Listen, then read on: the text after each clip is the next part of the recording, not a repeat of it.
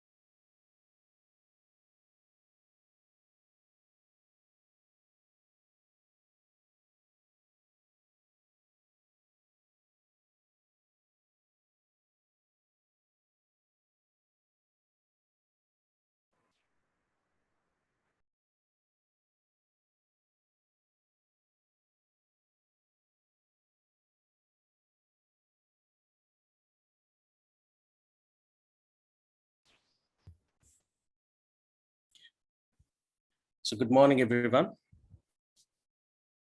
And welcome to the session on AD. Right. Hope I'm audible, right, everyone? Yes, Yes. Thank you. Okay. So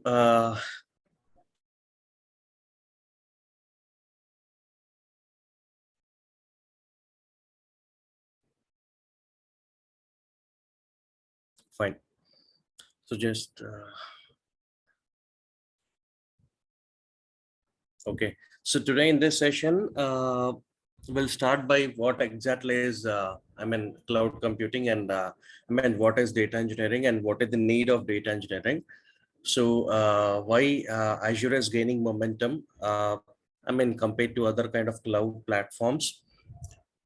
So we'll also try to understand why, okay, so we'll see, what are the reasons behind it, and why data engineering on Azure platform is gaining momentum. And besides other things, so we'll try to understand what we'll learn as part of this course, and what exactly the importance of Snowflake and everything. Okay. So what kind of technologies you need to learn? What, as a data engineer, what kind of skill sets you need to possess, and what should be your, learning curve. Okay, so we'll try to understand all these things in detail. Before we dive into the concepts, right? So, okay, so let me introduce myself. So this is Vamshi, and I've been working for almost 14 plus years of IT experience I'm having. And basically I'm an AI researcher. Okay, so but previously I worked on all this kind of technical stack actually. So every day it's part of my work profile. So we work on cloud. We deploy different models. For machine learning models, or different other kinds of data models on cloud. And so okay. So as part of my experience, right? So I'll tell you why. What is the importance of these kind of technical stack today, and why? If you look at, right? Okay, so today, there are some kind of buzzwords, right? Data science, okay, so data engineering, okay, so everything. But again, let me tell you why data engineering is gaining momentum, besides to some other kind of technical skills like data science, AI, and everything. Okay, fine. Let me share my screen. Okay.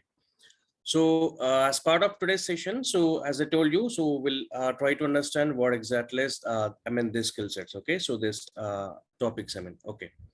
So now, so before this, let us try to understand the basics about cloud computing. Of course, today many of you know about this one, but again, let us try to understand the things in detail. Okay. So we'll try to understand what are the cloud fundamentals. What are the different types of clouds and cloud service models. So these are very, very important, guys. Cloud service models. Okay. So you might be, you might be working on AWS, Azure, or GCP, or any other cloud. Apart from these three. Skill sets. Okay, so like Snowflake, Survey, Salesforce, or whatever it is. But at least you need to have a basic understanding of what exactly these service models are. Okay. So before that one, let us try to understand what is cloud computing. Okay, so cloud, as you people know, cloud refers to a network. Okay, so or some kind of internet. Okay, so let me let me put you all these things in the simple words. So everyone can understand.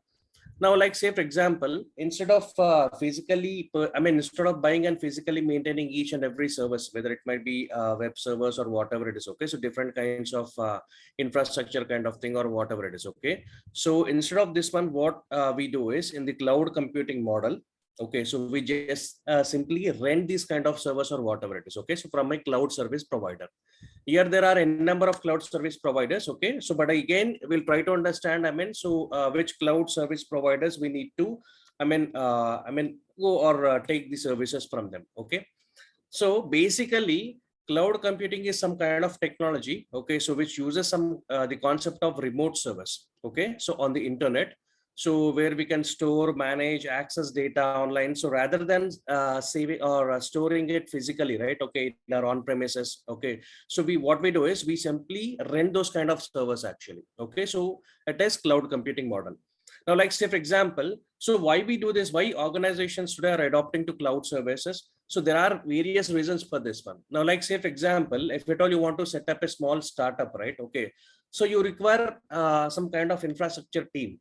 Okay, in order to maintain all the infrastructure kind of thing. So what exactly do you mean by infrastructure kind of thing? So your storage, so your modems, routers, okay, so all the network cables, the infrastructure part, everything. Okay, and again, like say for example, see, every day you need to take up regular backups. Okay, fine. So 24/7 you need to take backups. Okay, so you need to in order to maintain all those kind of things, you require some kind of support engineers. Okay, so even if you're using those servers or not, so you have to maintain them 24/7. So again, the problems with this is like say for example, see, by this one, what see, there will be huge expenditure in terms of capital cost. So now, what do you mean by capital cost, guys? So capital cost means like say for example, so when you're maintaining all these kind of things, yes, okay, so you will be having some kind of electricity charges. Yes, again you need to maintain all this kind of infrastructure, for which again you need to shell out huge amounts of money from their pockets. The organizations. Okay, again they have to maintain this 24/7. Okay, the support engineering, the staff, everything. Again they have to take up regular backups. Again the other kind of disadvantages, but this is like say for example, if there is any kind of natural calamities, again there will be some kind of data losses kind of thing. Again we need to like say for example, secure our environment. Okay, so because there can be a number of vulnerabilities, right? Okay, so there can be data thefts or data hacks going on. Okay, so all these are the different kinds of disadvantages with the traditional IT models actually. Okay, so the IT infrastructure, whatever you call it as. Okay, or the on-premises kind of models. Okay, so that's why today, like say for example, even you can think in this way. So say for example, now it will be burdensome for the smaller organizations and even the medium scale organizations in order to, like say for example, maintain all this kind of infrastructure. Why? Because say for example, understand that you are maintaining some kind of servers. Okay, so storage servers or whatever it is. Okay, now if you're out of like say for example, space in those servers, right, what you have to do, again you have to purchase those kind of servers, again you have to maintain. Okay, so again see, the burden will be like, again you have to configure all those kind of things. Yes or no? Okay, so likewise, see, it will be time consuming task. Again, I'm shelling out huge money from my pocket. Okay, so all these are the different kinds of disadvantages with even the smaller companies and even the middle scale companies. Even it will be tedious task for even the larger companies also, because see, So if you take the case of larger companies, right? So they will be having a number of clients. Okay. So again, as per their needs and requirements, we need to maintain different kinds of infrastructure. Okay. So all these are the different kinds of disadvantages. I mean, if you look at the traditional IT models, I mean, so that is why today the everywhere, I mean, see, even like say, for example, across the globe, the organizations are adopting this cloud practices. Okay. So, I mean, on cloud, like say, for example, so all these kind of services, say, for example, if you're having any kind of requirement in some kind of infrastructure kind of services, say, for example, I'm having some kind of requirement with some kind of VM or any kind of OS or any kind of storage kind of medium. Or like, say, for example, I want some kind of platform where I can develop some kind of code, okay, test it, and even like, say, for example, I mean, deploy it onto multiple platforms. Okay. So not just like, say, for example, you're developing some kind of app. Okay. Now, even here, I have to, like, for example, see, there will be different kinds of softwares. Okay. So again, I need to deploy those kind of models onto different kinds of things here.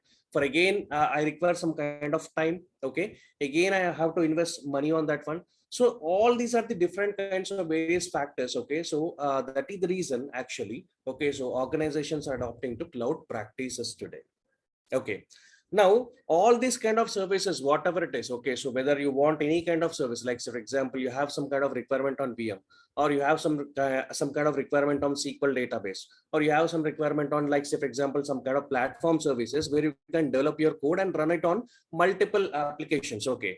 Or like, say, for example, you want to use some kind of software. Okay. So you just have some kind of data with you. Okay. So you want to build some kind of, like, say, for example, reports or some other kind of dashboards. Okay. Now, whatever is your requirement, right? So what you can do, you can rent these kind of services from a cloud service provider.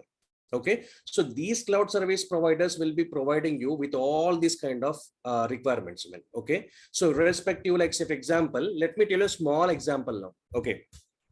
Let us take, say, for example, the case of Gmail. So Gmail, are you hosting that one? No, right?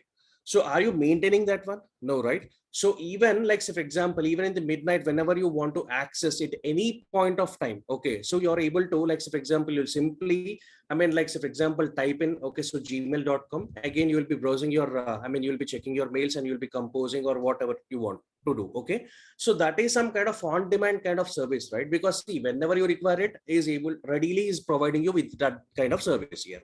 Okay. And see, here again, the important part is, I mean, we are not maintaining that one actually. Okay. So we're not hosting that one. We are not maintaining that one. So we are not responsible for that one. Only the responsibility from us is, like, say, for example, we need to secure, like, say, for example, our, I mean, like, say, for example, mail. Okay. So that means you need to, like, say, for example, have you'll be given with your own username and password actually. Okay. So that is from, I mean, that is some kind of security. Okay. So like, say, for example, okay, so how we secure the applications actually. Okay. So that is only the criteria we'll be maintaining actually. So other than that one, like, say, for example, so we are not, I mean, like, say, for example, I mean, we are not responsible for maintaining or, like, say, for example, managing it. I mean, okay. So the cloud I mean, service provider, like, say, for example, here in this case, it is Google. Okay. So he will be providing you with that kind of service from the nearest data center. Okay. So located to you. Okay. So these cloud service providers, what they do, I mean, so these cloud service providers, they will be offering you these kind of services from the nearest data centers located across the globe. I mean, okay. So users might be accessing a particular application or a web application or a particular kind of service from across the globe, guys. Okay. So that is why, so what these cloud service providers will do, I mean, they will be having a network of data centers here. Okay. So located across the globe here. Okay, so they will be maintaining all these kind of services here. And even in real time also, like, say, for example, whenever you develop any kind of application, right, your application will be auto scaled and auto maintained in different kinds of zones actually. Okay, so that is some kind of agreement between you and the cloud service provider actually. So whenever you take any kind of service from the cloud service provider, okay, so that's how they maintain it actually. And everything is on demand. Okay, so what do you mean by on demand here? So meaning whenever you require any kind of service, right? Okay, is readily providing you with that kind of service. Okay, sorry. And the only thing is, so you need to have an, I mean, proper internet connection in order to browse or access those kind of services. And here in cloud, like, say, for example, here the model is something like you pay, I mean, whatever service you're using. Okay, so like say for example, just like we subscribe to a particular magazine or newspaper, right? So here also what we do is we take some kind of subscription, we subscribe to some kind of services there, and you can pay for only, I mean, whatever the services you are using here. Okay, just a minute.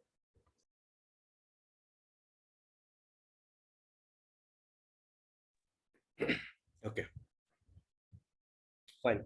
So now, let me again tell you, like say for example, in the traditional IT models, right? Okay, so even if you're not using any kind of server, okay, so again you might have to maintain that one, because see again the disadvantage with that one is, like say for example, you're working on some kind of applications. If the network traffic is full and if the server load is full, what happens, guys? Again, we have seen some kind of server down issues, right? Okay, so these are the problems or the disadvantages when we work in the traditional kind of models actually. Okay, so now coming to the case of cloud computing, right? You don't need, I mean, you need not worry about these kind of issues actually, because as I told you, I mean, like say for example, first of all, this kind of problems doesn't arise actually. So even if there is any kind of problem, so your application will be auto scaled and auto managed by on different other kind of VMs or servers, I mean. Okay, so the cloud computing models, I mean. Okay, so the only thing is, I mean, you need to have a proper internet connection. Okay, so again, I mean, see, even in traditional models also, even if you don't require also, I mean, like say for example, you have to maintain that particular server 24/7, 365 days. Okay, so for which again you have to, I mean, bear some kind of capital cost for that one. Okay, so expenditure cost for that one. But here in cloud models, right, what happens is, see, if you don't require those kind of service, I mean, so like say for example, you can stop that service actually, and the billing, like say for example, see, for until whatever time you have used that particular service, right, you can pay only for those kind of things here. Okay, so that is the advantage of cloud computing, like say for example, technology here. Okay, so that is why organizations, I mean, across the globe today are adopting this kind of I mean services actually. Okay, so so why cloud computing? As I told you, there are different kinds of reasons for this one. The main reason is in order to, I mean, the, as I told you, right, the expenditure cost, I mean, IT infrastructure expenditure cost or capital cost. In order to reduce those kind of things, I mean, organizations are relying on this cloud computing models. Okay. Now, if you look at the benefits of cloud computing, right? So there are different kinds of benefits. Okay, so let us discuss one by one. So first of all, as I told you, so it will be beneficial. Like so for example, so it will save you lots of money and lots of time as well. Okay, so in terms of cost savings, yes, of course, because see, whatever the service we are using, so whatever, like so for example, I mean, so like say for example, whatever the services, different kinds of services we'll be using, right? So you need to pay only for those kind of things here. Okay, in terms of cost savings. So by which I mean, like say for example, so you don't need to worry about your expenditure cost or capital cost or whatever it is. Okay, so for whatever services you are using, you can pay only for those kind of things here.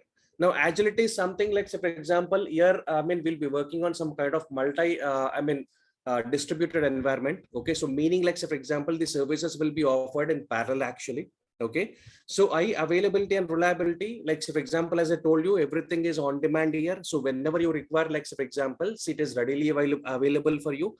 High scalability, you need not worry about the storage kind of things here. Okay, or like say for example, if even if at all you are developing any kind of app here, I mean, if at all you want to, like say for example, I mean, deploy it onto multiple other kind of like for example systems or whatever it is. Okay, so it is readily available for you, man. Okay, and again with the when it comes to the case of backup and recovery of data, right? Okay, so automatic backups are done here. Okay, so you don't need to worry about all those kind of things here. And again, even you can like for example, I mean, you can have the option of like for example, from when you want to, I mean, how do you want to maintain that backup actually? From when you want to recover the data, everything options will be present here actually. Okay. And again, when it comes to the case of device and location independence, right? So as I told you, users will be accessing the particular services, okay, from across the globe. Like say, for example, understand that you're having some kind of web application with you, some kind of e-commerce portal. Okay. Now, what happens is, say, for example, I'm getting huge traffic from, say, for example, from some particular region here. Say, for example, let us try to understand from US region. Okay. Now, what I can do, I can deploy my application. Okay. So, like, say, for example, wherever my user base is more actually. Like say, for example, in this case, I can deploy my application into the US data centers, I mean, the regions, I mean, okay. So because a lot of traffic I'm getting from that end, okay. So, I mean, easily, like say, for example, okay, so users can access within seconds, I mean, so whatever the services they want, okay. So likewise, I can deploy any kind of application or any kind of thing in minutes, I mean, okay. So it is location independence. Again, coming to the case of speed, yes, of course, because everything is on demand and everything is like, for example, processed in a multi-shared environment. So of course, the speed is also more. Again, as I told you, multi-sharing and services in the pay-per-use kind of mode. Okay, so unlike in the traditional models where you have to maintain each and everything, so even if you don't use that particular service, I mean, you have to pay for that one. But here it is like, say, for example, you can pay for whatever services you want to use it. Okay. Now again, so let us try to understand now the architecture of cloud computing. So if you look at the cloud computing architecture, right? So I mean, basically, it will be having two kinds of like, for example, parts. I mean, you can divide it into two parts here. Okay, so one is the front end and the other one is the back end. Okay, now front end is where, I mean, the users like you and me will be accessing these kind of services which are offered from the cloud service provider. Okay, through a medium called as internet. Okay, so the only thing is you need to have a proper high-speed internet connection. Okay, so how can we access these kind of services, guys? So with a simple web browsers. Okay, so like your Google Chrome, Safari, whatever it is. Okay, so you can access using your mobile devices, you can access using laptops or whatever devices you have it. Okay, you just need to have some kind of web clients here. Okay, so which through which you can access all these kind of services here. Again, coming to the case of backend, right? So this backend will be maintained by the cloud service providers. Okay, so like say, for example, all these kind of resources will be present in the data centers which are managed by the cloud service provider. Okay, now as I told you, the user might be having any kind of requirement. Like say, for example, he want to move his existing on premises kind of applications onto the cloud. Okay, so he can, I mean, do that one. Like say, for example, again, like try to understand, like I'm having some kind of data with me. Okay, so in my SQL server, in my on-premises SQL server, now I want to move that data to my Azure SQL database. I want to maintain all the things in my cloud. Okay, so cloud database. Now even I can do that one. Okay, so like say, for example, so here the requirement will be like, say, for example, you need to access it using some kind of integration runtimes. Okay, so there are some kind of technical terms I'm speaking about. Okay, so through which, I mean, so you will be moving the data from your on-premises to cloud. I mean, okay, so whether it is AWS, whether it is GCP, whether it is Azure, the concept is the same here. Okay. Now again, so likewise, I mean, see, so as I told you, all these kind of resources, whether it is application services, whether it is platform services, whether it is software services, whether it is infrastructure kind of services, whatever it is. So all these services will be managed and maintained by the cloud service providers in their data centers. Okay, and as per your location independence, or as per your location from where you're accessing, so he will be providing you those kind of services. Okay, so from the nearest data center located to you. Okay, okay, so like I told you, the case of Gmail, right? So you might be accessing, like say, for example, in the midnight 2 a.m. I want to access my Gmail. Okay, no, the service is on demand here. Again, like say, for example, so he will be providing you with, I mean, see, he will be hosting this kind of Gmail service from the nearest data center located to you. Okay, we don't know that one, but across the globe, they might be having different kinds of data centers with all these kind of resources. Okay, and as per the users, I mean, requirement, right? Okay, so as per the users requirement, they might be accessing the different kinds of applications or the resources here. Okay, and the cloud service provider are readily, I mean, like for example, so they are ready with these kind of resources here. Okay, so this is how, like for example, the architecture works here actually. Okay, now if you look at the types of cloud computing models, right? So we are having different kinds of cloud computing models here, like public cloud, private cloud, hybrid cloud, and community cloud. Now, if you look at the public cloud, right? So public cloud is meant for all. This service is meant for all. Okay, so like popular, I mean, there are a number of service providers today who are offering these kind of services. Like one example, okay, so we might seen all in the real time, right? Okay, like so for example, in our daily lives. Okay, like if you go to any kind of bus stations or airports, or like so for example, railway stations, right? You will be having some kind of free Wi-Fi kind of service. Okay, so that is a perfect example of this kind of cloud computing models here. Okay, so it works on this kind of model here. And again, like for example, even if you take the case of AWS or Azure or GCP, those are the public cloud models only. But as per the user's requirement, they can provide you with hybrid cloud models or private cloud models also. Okay, so as per the user's requirement here. Okay, so the examples, if you look at it, right, you're having Amazon Elastic Cloud, Compute Cloud, IBM Smart Cloud. Okay, so Microsoft, Google App Engine. Of course, there are even different other kind of vendors as well. Okay, again, if you look at the private cloud, right? So private cloud is something like, say, for example, now you people might be working in real time, right, in different organizations. Now, like, say, for example, so your organization will be providing you with some kind of services to you. Okay, and those services can be accessed only by the employees of that particular organization. Okay, so that is the example of some kind of private cloud. Now others can't others can't have access to these kind of services here. Okay, so that is a perfect example of some kind of private cloud. Especially organizations and the enterprises will be following this kind of private cloud. But let me tell you, like, so for example, if they are having, like, so for example, any kind of if they are into any kind of product model, product deployments, or like, so for example, service kind of organizations, right? So especially they will be adopting to this kind of hybrid cloud here. Okay, so hybrid cloud. So hybrid cloud is nothing but it's the combination of public cloud and private cloud here. Okay, so like, let me tell you, the perfect example is your Gmail, guys. Now here, if you look at the Gmail, right? So first of all, it is a public cloud and private cloud. How come it is a public and private cloud? Let me explain you. Now, like, say, for example, when it comes to the case of private cloud, right? Okay, or public cloud. Okay. So let us say, for example, public cloud is nothing but Gmail service is open for all. Okay. So anyone can access, anyone can register themselves. Okay. So anyone can, like, say, for example, they can register themselves by, like, say, for example, by giving some kind of their, credentials, whatever it is. Okay, again, when it comes to the case of private cloud, right, you're responsible for maintaining, like, say, for example, for managing the security of your application sets. Okay, so meaning, like, say, for example, you will be given like, say, for example, you will be having your own username, right?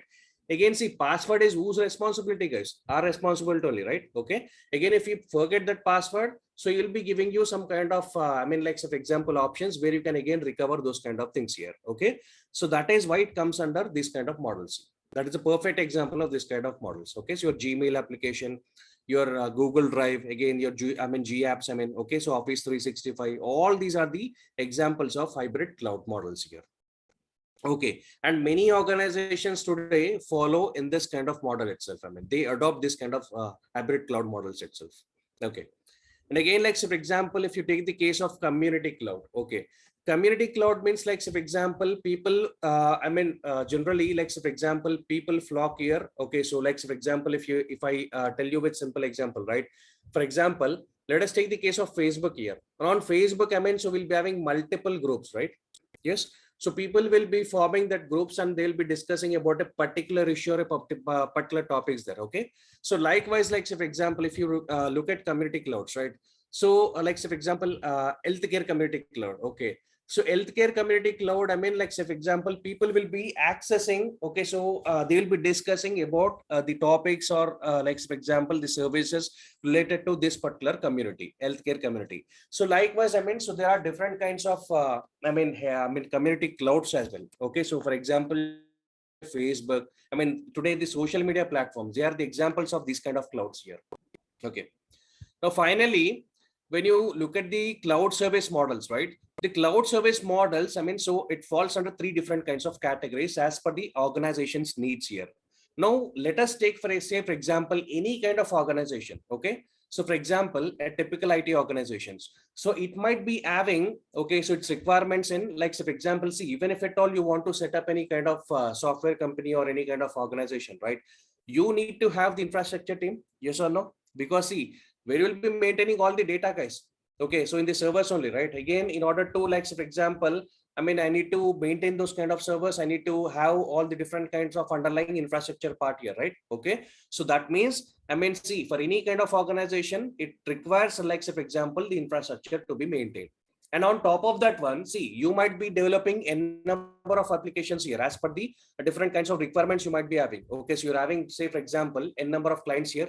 And as per each client, I mean, you might be having different kinds of applications here. You might be working on some kind of app models. You might be working on some other kind of deployment models. Okay. So for which, I mean, you require some kind of platform services where you can, like, for example, build your code, okay, develop your code, test your code, and again deploy your code, I mean, also. Okay. So for which you require some kind of platform services. Again, like, say, for example, okay, so you want your end users to access your products here. Okay, you want your end users to access your products here, for which you mean, like, for example, you'll be designing some kind of softwares here where it will be accessible by the end users. So they will be, like, say, for example, you want to capture their information, like, say, for example, if you look at any kind of job related portals, okay, your Naukri, or again, like, say, for example, some kind of sales softwares. Okay, so any kind of software, such kind of software where it takes some kind of user information. Okay, so all those kind of models, I mean, comes under these kind of services here. Okay, so, I mean, based on these kind of requirements, right, the cloud service models are divided in this way. Okay, so infrastructure as a service, platform as a service, software as a service. Now, any kind of IT organization, it might be into any kind of service here. So it will be having these kind of services. It will be having the requirements into these kind of models here. Okay. Now, who uses this kind of things here? So when it comes to the case of infrastructure services, right, your network admins, okay, so your database admins, and again, like, so for example, the infrastructure experts. Okay, so those people will be having this kind of requirement. I mean, those people will be working on these kind of services here. Okay, like, so for example, you might be having some requirements on VMs or different other kinds of I mean, database models or whatever. It's okay. Again, when it comes to the case of platform services, right, so here the developers will be working on these kind of services here. Okay, and again, like, so for example, so here is where, like, I mean, this kind of software services. Okay, for example, I'm having some kind of data with me. Now I want, like, so for example, to quickly come up with some kind of reports and dashboards. Okay, so I want to develop some kind of reports. I want to quickly make out some kind of insights from my data. Now what I can do, like, so for example, I can use some kind of softwares here, or like, say for example, now you and me are connected to some kind of interface, right? So through a channel called as Zoom. Okay, now again, Zoom comes under this kind of service model here.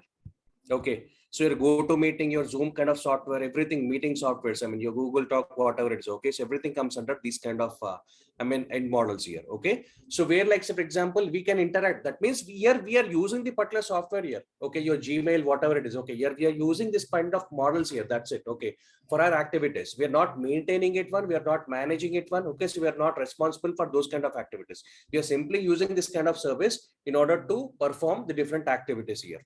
Okay, now, like, say for example, so here we are interacting on a particular kind of like, for example, okay, so like we are engaging in some kind of models here. Okay, so if you look at the infrastructure as a service kind of models, right, so it is also known as hardware as a service kind of model. So here the main advantage of using IaaS is that it helps users to avoid the cost and complexity of purchasing and managing the physical servers. And this is the main reason organizations across the globe are adopting to cloud practices. Okay, as I told you, in order to reduce their huge IT infrastructure costs or capital expenditure costs. Okay, so they are adopting to this kind of services here. Okay, now when it comes to the case of infrastructure services, right, typically we require some kind of computing kind of services here. Okay, so that means what do you mean by this computing kind of services here? So it can be hardware requirements, it can be some kind of RAM requirements. Okay, so your network interface cards, whatever it is. Okay, again, storage, network, and load balancers, all these services comes under this kind of service model here. Okay, and if you look at the popular kind of vendors, I mean, okay, so from AWS we're having Amazon Elastic Compute Cloud, EC2. You might have heard about this one. Okay, and again from Azure, so we are having n number of I mean, infrastructure services here called Azure VMs, dedicated host, GPU optimized VMs. Okay, so from Azure family. Again from GC we are having, I mean, Google Cloud Engine. Okay, from GCP. Again, Rackspace, Cisco Meta Cloud, DigitalOcean, Linode, and of course there are even some other kind of vendors also in this kind of I mean, infrastructure services. Again, if you look at the platform as a service kind of model, right? So as I told you, the developers will be working on these kind of services here. Okay, so like, say for example, so it allows programmers to easily create, test, run, and deploy their web applications onto different kinds of resources here. Okay, now if you look at the PaaS services, right, Typically, we do have different kinds of programming languages here, application frameworks, database models here. Okay, so databases means an n number of databases, like what are the popular databases we are having today: SQL, Server, or Oracle, Teradata, IBM Cloud, whatever it is. Okay, so everything. Okay, even so, these are the different kinds of PaaS models. So we'll be having in this kind of services here. Okay, now if you look at the PaaS providers, right? So from AWS, we're having Elastic Beanstalk. Again, from Azure, we're having App Service, Heroku, Force.com. Okay, so Google App Engine, Apache Stratos, Magento. So this is especially used in some kind of e-commerce applications here, Magento. So for normal web applications, you might be heard about WordPress, right? Okay, in e-commerce kind of applications, so they might be using this kind of Magento, but again, it's into cloud, especially. Again, OpenShift. So besides others, so these are the popular kind of PaaS providers here. And again, so if you look at software as a service, right? So software as a service is also called as on-demand software, meaning like, so for example, whenever you require any kind of application, it is readily available for you. Okay, so typically this SaaS kind of models falls under these kind of like, so for example, requirements here. When it comes to the case of this PaaS providers, right? You might be hearing, you might have heard about the different kinds of ERP models, right? Enterprise resource planning, especially your SAP systems. Again, when it comes to the case of CRM, your Salesforce. Okay, so CRM, Salesforce falls under this kind of category. Salesforce doesn't provide you with infrastructure models and platform models, right? Okay, try to understand here. Okay, so Salesforce, Salesforce offers you only SaaS kind of models here, and especially their application is into CRM, customer relationship management. Like, say for example, so they will be having some kind of sales software with them, or different other kinds of customer software with them. So users will be interacting. Okay, so they will be managing their data here. Okay, so that's how the sales force models works here actually. Okay, and again, your billing softwares, you might have looked at different kinds of your retail stores, right? So they will be maintaining different kinds of billing models here, and again the sales softwares. Okay, so all this kind of things comes under this business services. Again, if you look at the document management, right? So document management, like, so for example, Google Forms, Slack, Zoho Forms. Okay, so again, different other kinds of softwares comes under this document management. Okay, and again, social networks. So all the social media platforms today, okay, so comes under this kind of networks again. So mail services, today we are having n number of mail services, right? Okay, so Gmail, Yahoo Mail. Okay, so likewise we are having even some other kind of mail services. So all those things comes under again this kind of models. Again, if you look at the third party interaction kind of softwares, right? Like, say for example, Zoom meeting, GoToMeeting. Okay, so all these things comes under again this SaaS models also. Okay, now finally, when you compare the different kinds of models, okay, when you look at the on-premises, right? On-premises where so you will be responsible for its management. You will be responsible in order to manage all the things. You will be responsible for maintaining all the things here. So when it comes to the case of even the infrastructure part, you will be responsible for here.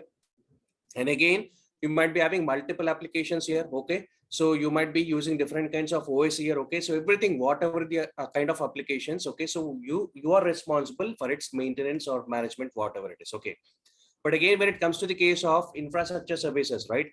So the cloud service provider will be responsible in order to host these kind of services here. Okay, so he will be taking care of all this kind of underlying underlying hardware configuration and underlying infrastructure configuration part here. Okay, on top of that one, so it depends upon what kind of applications or what kind of data services you want to run. That's up to you.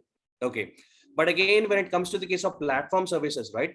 The underlying hardware configuration or the infrastructure part, again the VMs, or like, so for example, the platform, different kinds of application parts. Okay, so will be taken care by the cloud service provider. Only the application part, or the on top of that one, what kind of services you want to run, okay, so it is up to you. Okay, but again, when it comes to the case of SaaS, okay, so software as a services, so everything will be taken care by the cloud service provider. We simply will be using those kind of services here. Like, say for example, your Gmail, your Zoom meeting, or whatever it is, your different kinds of G Suite kind of applications, Google Drive, or whatever it is. Okay, so those things comes under this kind of service models, guys. Okay, so these are about the different kinds of cloud service models here. Fine. So now let me tell you Okay, so now the question is, now which kind of cloud service provider I have to use it now? Okay, now the question is, so whom I need to consider? So which kind of cloud service model I need to prefer? Okay, so all these are the different questions here now. Now let me tell you, like say for example, now if at all you're having any kind of requirement in any kind of, infrastructure kind of thing or different other kind of platform services, or like for example, you require some kind of end user kind of software where you want to just interact or where you want to use it, that kind of software for building some kind of reports or whatever it is. Okay. So if you are having any kind of such requirement, right? So then you have to go for a cloud service provider who can provide you with all these three different kinds of service models here. Okay. Either it can be AWS, it can be Azure, and it can be GCP. Okay. So these three, cloud service providers are providing you with all these kind of service models, guys. But again, let me tell you, there are even certain service cloud service provider like Salesforce. Salesforce is providing you with only these kind of service here. Okay, software as a service kind of model here. Okay, so especially now, like say for example, now if at all, you're having any kind of sales requirement where you want to capture and maintain that kind of data, only in such kind of requirement we can go with that kind of model here. Okay, so especially if you look at the different kinds of marketing kind of companies and even the different kinds of other kind of advertisement companies or marketing or some other kind of B2B or B2C kind of companies, right? Okay, so where they interact with the users, where they interact with their customers, or where they, like for example, want to understand their customers. Okay, again, where they want to come up with different kinds of sales models here. Okay, so they will be going with these kind of models here. Okay, but unless the normal any kind of IT organization, okay, so will be having the requirement into any kind of these service models. They might be having the requirement into infrastructure part. Okay, so because see, anyways, if at all you want to run any kind of organization, right, you might be having, see, you might have to maintain all these kind of things here. Okay, so that is why it depends upon the organization needs here. Okay, so especially if it is having requirement into all these different kinds of service models, right? So you can consider, like for example, going with any kind of these service models here. Okay, any kind of this cloud service providers here, whether you take it AWS, whether you take it Azure, whether you consider GCP. But let me tell you, the case of like say for example Azure or AWS now. AWS, it started its services in the year 2006, guys. Okay, so it started, it was the first organization which launched the cloud services in the year 2006. Later on in the 2008 year, Microsoft launched its services, but again, it was in the year 2010, which it launched its first enterprise services in the cloud models here. Okay. So that is the only reason, you can see AWS has the highest in terms of market share. But again, let me tell you, because of the user adoption of Azure, right? Okay, so you can see Azure has the potential to overtake AWS in the near future, guys, because there are various reasons for it. First of all, the reasons are like, for example, they are offering you n number of services more than AWS. Okay, and like for example, see, the services can be ranging from like a simple hardware configuration to n number of applications, like even today artificial intelligence. You take the high-end applications like AI. Okay, like deep learning applications, or even like other kind of crypto kind of applications or whatever it is. Okay, so they are providing with all the different kinds of services here. Okay, and again, like, so for example, when you compare to any other kind of cloud service provider, right, Azure has the number of data centers, highest number of data centers across the globe here. Okay, so meaning, like, so for example, it is ready to, like, so for example, give you the services whatever its users are requesting or trying to access it. Okay, and even there are like, for example, and even so there are even certain other features also, like even if you look at in terms of cost prices also, almost all the costs are same with AWS and Azure. But especially Azure is best in terms of platform and like even in terms of software kind of models here. Again, if you look at AWS, right, okay, so they are best in terms of some kind of infrastructure kind of models. Meaning, yes, see, I'm not saying that Azure is not best in here actually. Okay, but again, organizations prefer in that way actually. So that is even the reason, like, so for example, if you look at any kind of DevOps kind of JD, right, okay, so they'll be asking you especially AWS. Okay, Okay, so that's the only difference, guys. I mean, the only difference is AWS were the first, to launch their services in the market. Okay, but again, by the user adoption, right? Okay, so Azure, like say for example, now if I tell you, like say for example, every month and every year, like say for example, okay, so the user adoption in terms of like say for example, user adoption here, I'm speaking about the users who are adopting to Azure cloud. Okay, so they are more in number when compared to AWS and even GCP also. Okay, fine. So that is why Azure is increasing its base like anything. Azure base is increasing like anything. Okay, now you can refer, I mean, you can even Google by your, I mean, okay, so yourself, I mean, okay, so you can get a lot of articles, I mean, based on that one. Okay, so the user adoption or like, say, for example, the rapid growth of Azure. Okay, so and the increase in its user base, or like, say, for example, each and every year, I mean, the revenues have been even are also increasing like anything. Okay, when it compared to other kind of cloud service providers here. Okay, if you look at Azure, right, I don't want to, give you any kind of definition here, but again, Azure is some kind of public cloud computing platform from Microsoft here. So if you look at the features here, so today, more than 90% of the Fortune 500 companies use Microsoft Cloud here, Azure. And as I told you, like say for example, each and every year, the trend is increasing like anything for Azure. I mean, okay, so that is also the primary reason. Like say for example, this AWS is concerned with Azure kind of thing here. Okay, so and moreover, like say for example, the different kinds of services they are offering is also very huge actually, with reasonable charges. I mean, okay, so when it compared to other kind of cloud service providers also.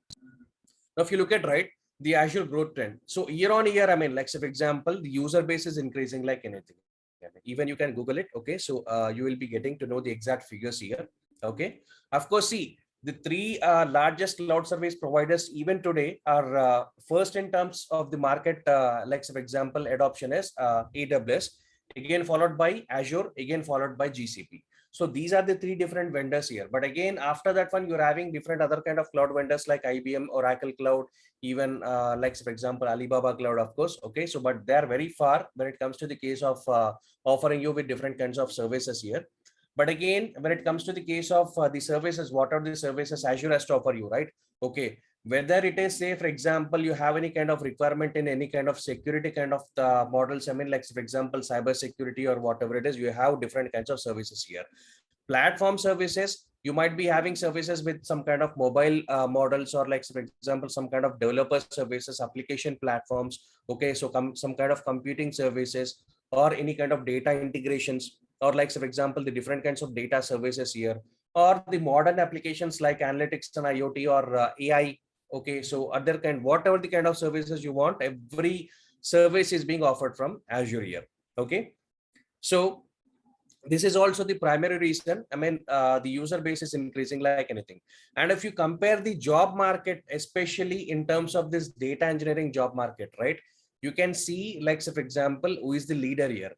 Okay, so Microsoft, I mean, you can even have this Gartner's magic. Okay, so Gartner's magic quadrant here. Okay, so you can see the figures. I mean, like, so for example, if you take any kind of region here. Okay, so today, even in this recession kind of things here. Okay, so let me tell you, if organizations are hiring, right, so they are hiring in this particular services here. Okay, so you can see, I mean, the rising, okay, so trend for this kind of job market. Okay, so Azure Data Engineer. Okay, so like, so for example, when it comes to the case of data engineering job market, yes, of course, Azure is the leader here, followed by your AWS, and even after that one, your GCP. Okay, so the other kind of clouds here, because here, I mean, Azure is offering you different other kinds of services when it comes to the case of data services, right? For which the organizations are adopting to Azure when it comes to the case of data engineering kind of implementations in real time. Okay. Now, like, for example, so you might be working on different kinds of roles here. Okay. So, like, for example, you need to, like, for example, master some kind of concepts here in Azure Data Engineering. Okay. So the best part of this Azure Data Engineering is that, like, for example, even if you master any kind of single service here, okay, so you can get a job in any kind of, organization here. So, like, say, for example, so here the popular services, the data platforms we'll be learning are Azure Data Factory, Azure Data Lakes, okay, Azure Databricks, Cosmos DB, okay, and again Azure Synapse Analytics. Okay, so these are the popular services we'll be working here on. Okay, now let me tell you, like, so for example, if you look at the case of this Azure Data Factory, right? Now, all the modern cloud data warehousing or the modern cloud ETL kind of frameworks, they will be especially implementing it using Azure Data Factory here.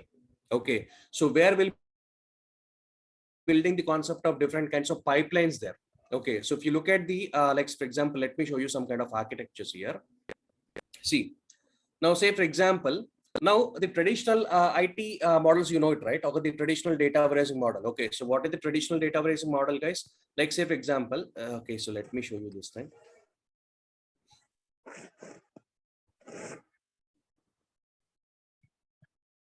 Okay, now if you look at this traditional data model, right? Okay, or the data warehousing. Okay, so practice. Okay, so now what we do, guys, I mean, so we understood or we learned that, I mean, these are some kind of OLTP services, again, where you extract the data. So we'll be, I mean, you'll be getting data from different kinds of data sources. So you will be integrating all those kind of data. Okay, so in some kind of repository called a staging area. And again, you will be applying some kind of, I mean, transformation rules on the data. Okay. So again, finally, you'll be loading the data into the enterprise data warehouse, or again, people also call it as data marts even here. Okay. Now again, after that one, so the data will be used for some kind of end user purposes. Okay, fine. Okay, thank you, Uday. Okay, fine. Okay, so this is how the traditional data warehousing architecture works here. Now, let me tell you, I mean, see, the kind of model or the kind of architecture, I mean, we have worked as called as ETL kind of approach here. Okay, so the approach what we follow here is ETL. So ETL stands for extraction, transformation, and loading. Okay, so this is the approach we followed until the traditional data warehousing architectures. But today in the modern data warehousing applications, right? Okay, these kind of architectures won't work out. Okay, why? There are a lot of reasons for this one. Let me tell you now. Okay, so might be like, for example, the primary thing is now today you're getting data in different kinds of format, right? Now in the traditional models, what you've done, you like, for example, you extracted data from some kind of RDBMSs or some kind of file formats or some kind of, say, for example, some kind of COBOL or whatever it is. But again, have you extracted any kind of data from some kind of other kind of unstructured sources like your smart devices, or like, so for example, some kind of IoT devices or some kind of app applications or some kind of other kind of different other kind of file formats? Okay, now this is the region, I mean, this is the also one of the primary reasons, I mean, so your ETL kind of approach won't work out here actually. And again, let me tell you now, even before that one, guys, I mean, whoever it is, please mute yourself, guys.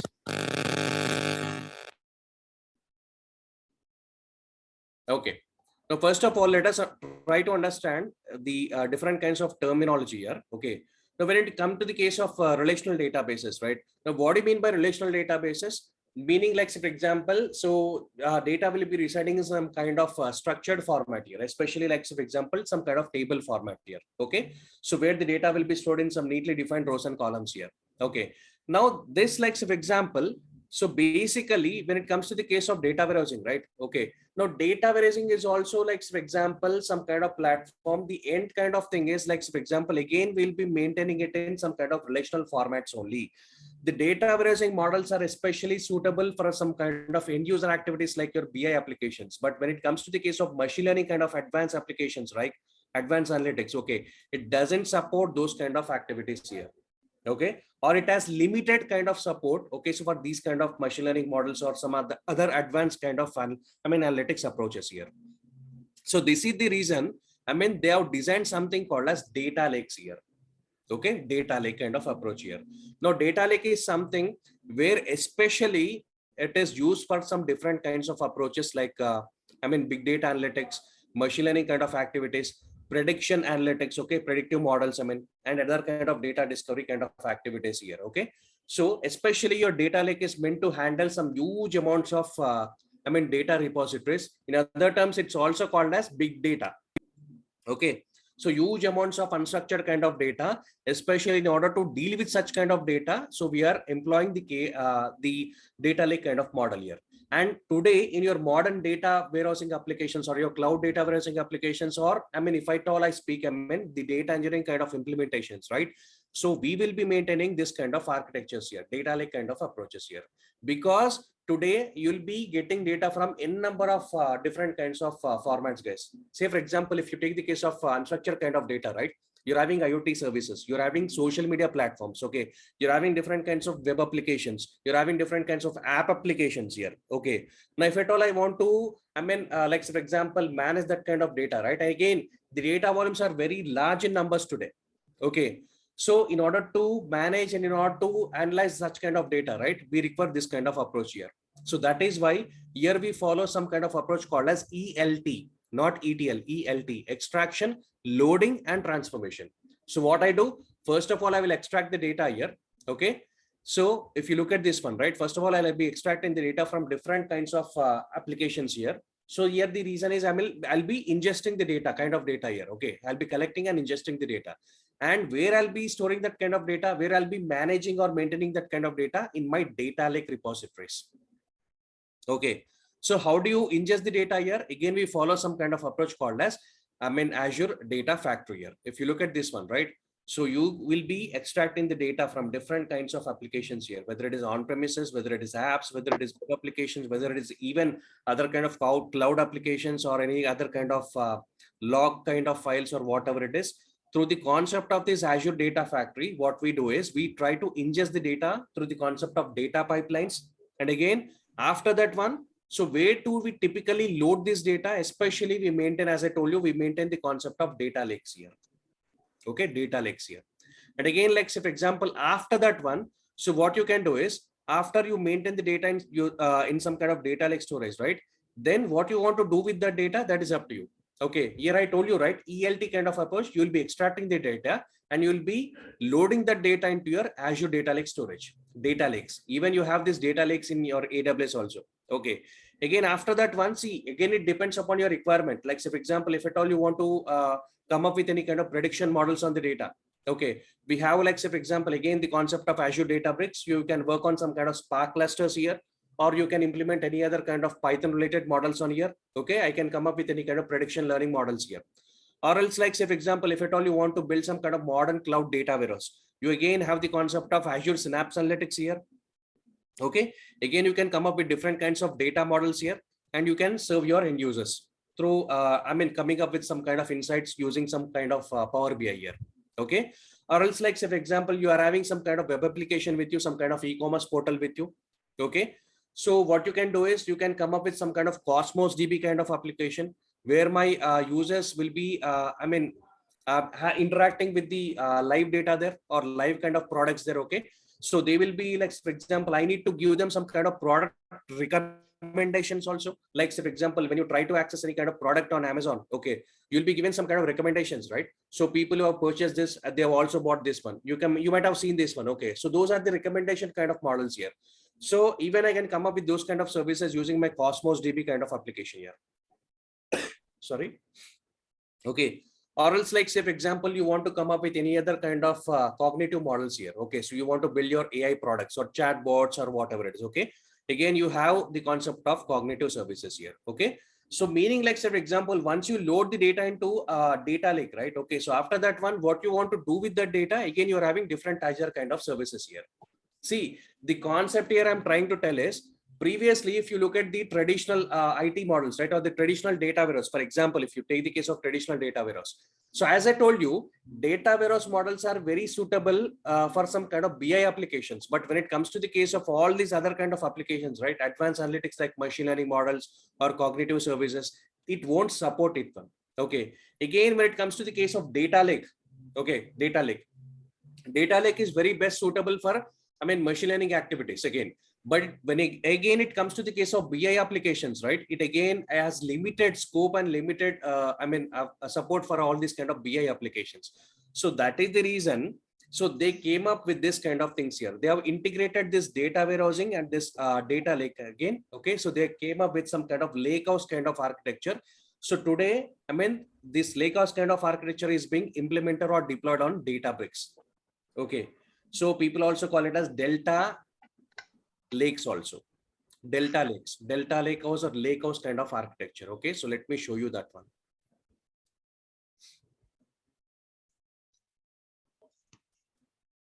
Okay, so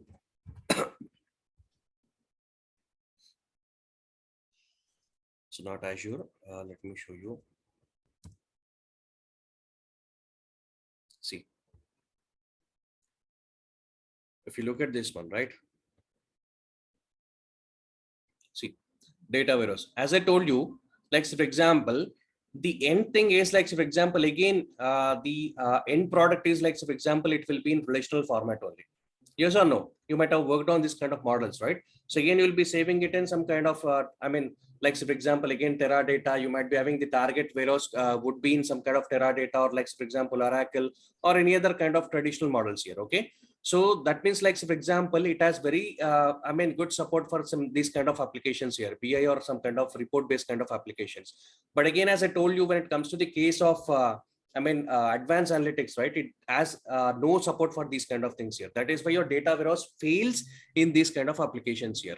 So if I have any such kind of data like IoT kind of data or any other kind of log data or any other kind of API data, your your modern data warehouse, like for example, your traditional data warehouse won't support these kind of applications. So that is the reason they have implemented some kind of architecture called as data lake. So data lake, especially, it is you, as I told you, it is used to handle all the big data kind of applications where it has all the support for all the different kinds of data structures here, whether it is structured data, semi-structured data, or unstructured kind of applications. But again, the drawback of this kind of thing is it has limited scope for this BI applications. It has very good scope for the data science and some other kind of advanced analytics approaches here. But again, when it comes to the case of this kind of approaches, right? Okay, so BI applications, it has limited scope here. So that is why they have integrated these two kinds of things here, and they're calling it as data lakehouse here. And they came up with this kind of architecture.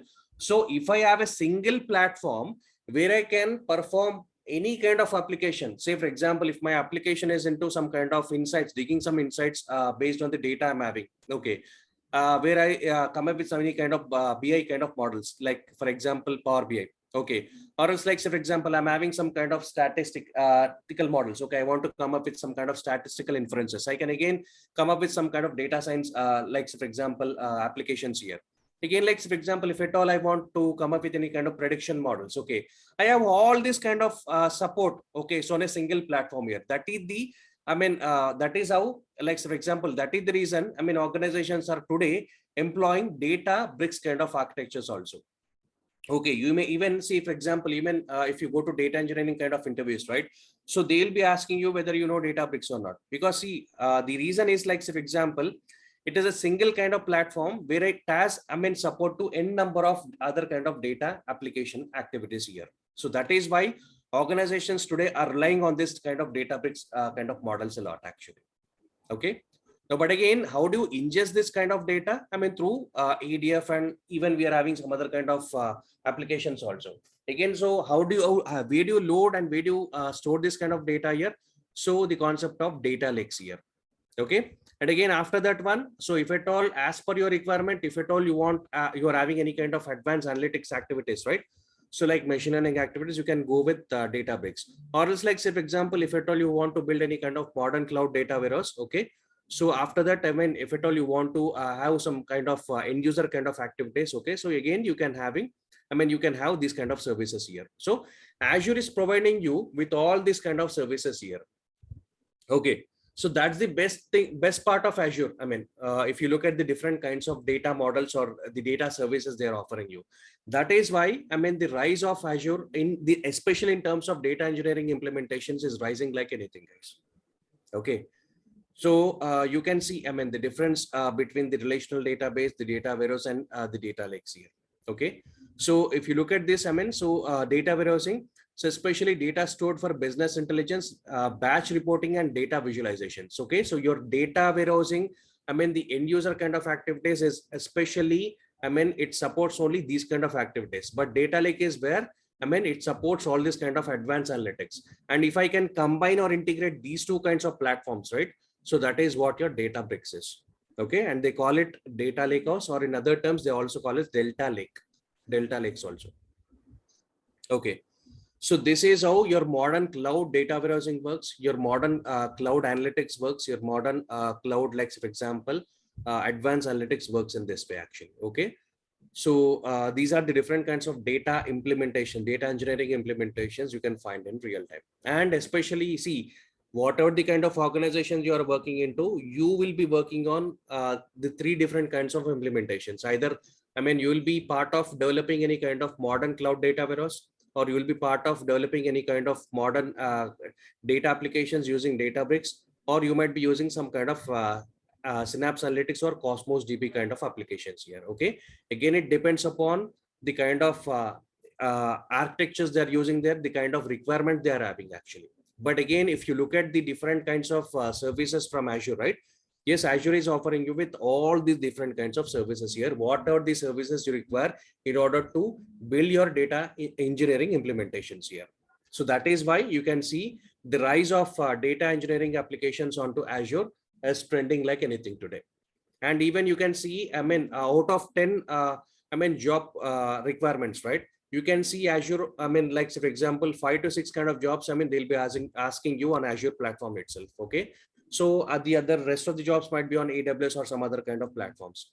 But again, see, if you can master all these kind of things, right? Okay, so wherever you go, I mean, across the globe, right? Okay, so definitely you will be securing a good job, guys. I mean, even in India, let me tell you, there are even certain organizations with 3+ years of experience also. The companies, the organizations are ready to pay 15 to 20 lakhs per annum. I mean, so especially again on top of that one, so it depends upon your experience levels. And again, if you have some other kind of big data kind of and Snowflake, big data, those kind of skills again set, again, it might increase up to 45 lakhs also. Yes, there are even organizations, I mean, and even in US, I mean, so you can see the minimum kind of thing is the entry level kind of thing. They are paying you around 8 to 10 thousand dollars per month. I mean, for entry level positions.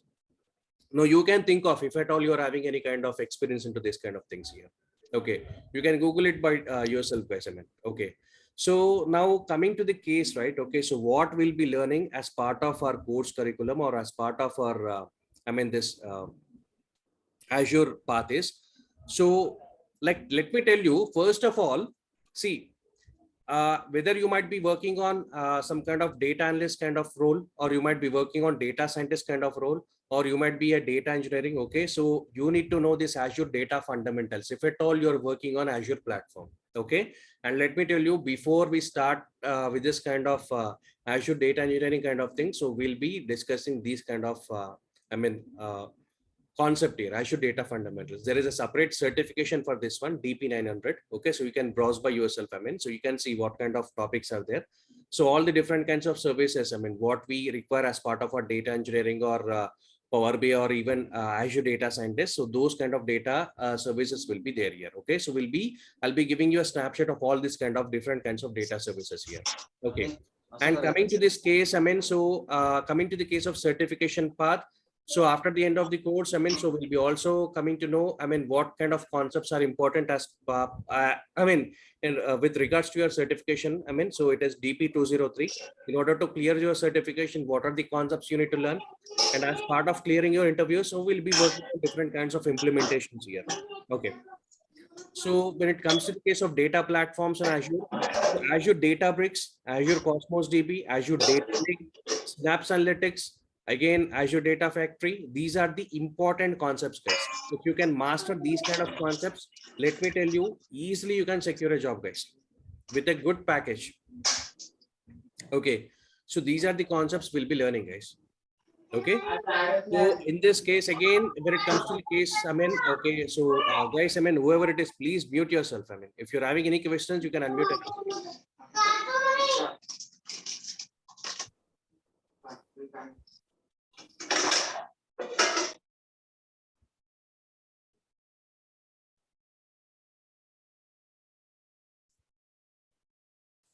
Okay, fine. Okay, so as part of this one, so we'll be trying to learn, I mean, so we'll be learning some different kinds of things here. Let me even show you that one.